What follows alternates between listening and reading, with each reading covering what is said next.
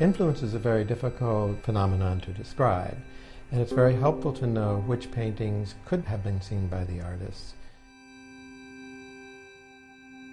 Around the turn of the 20th century, it was a really exciting time in Europe, especially the large cosmopolitan cities like Berlin and Paris. There was a great deal of connection between these two cities by virtue of the rail lines, communication among dealers, collectors, the art market, and intellectuals.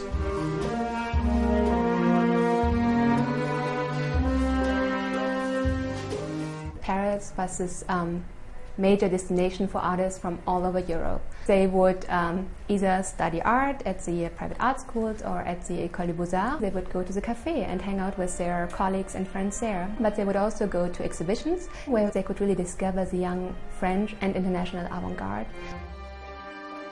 Collectors such as Karl Ernst Osthaus, they bought paintings by Van Gogh, Gauguin, Cézanne, etc.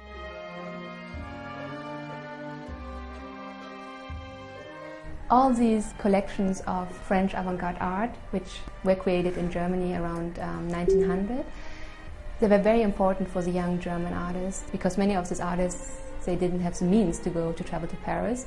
So it was easier for them to go to cities in Germany and to discover French avant-garde art there.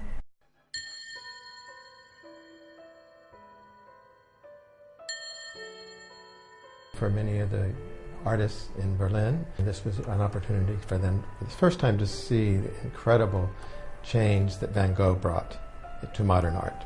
You could say Van Gogh was something of an emerging artist, but his paintings were preceded by his reputation, because the writers and poets in Berlin knew of him as a kind of hero of modern art before they actually saw his paintings.